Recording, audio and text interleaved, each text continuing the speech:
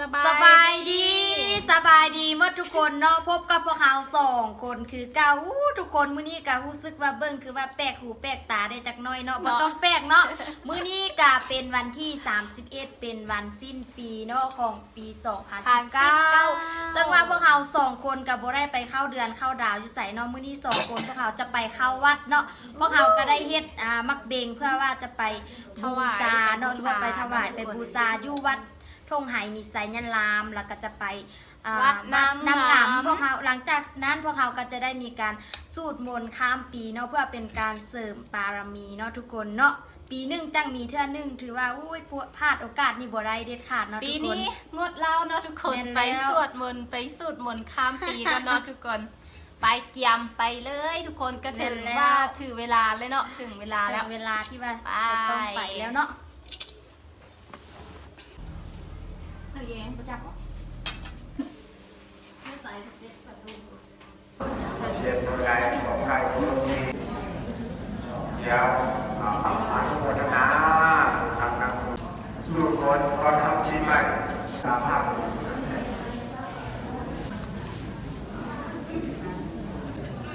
ทำนี้ก็ยังหลายเดินไปบอกนี่ก็ได้ยังงานซาสวยเดี๋ยวทำนี้ก็ยังหลายก็สีทางก็บอกว่า2 คนนี้มานั่งบ้างนะครับใครแล้วยังหลายก็เดี๋ยวเด้อลิ้นยั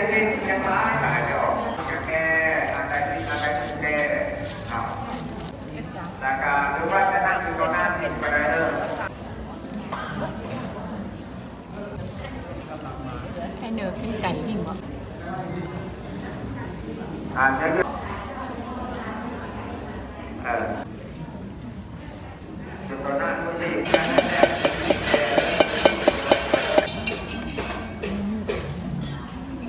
ง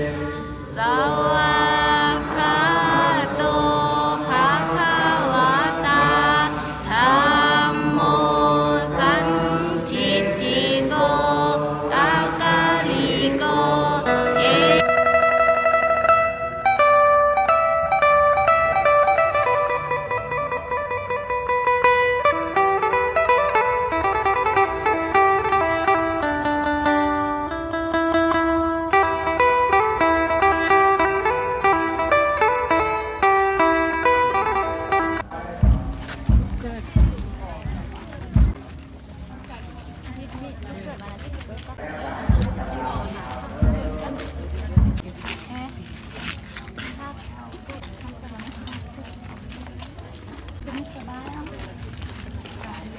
ตัวเจอตัวเจอให้แม่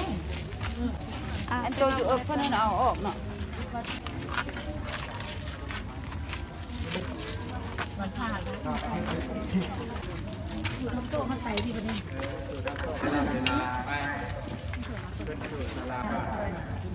ก็มาส่งมาพอเป็น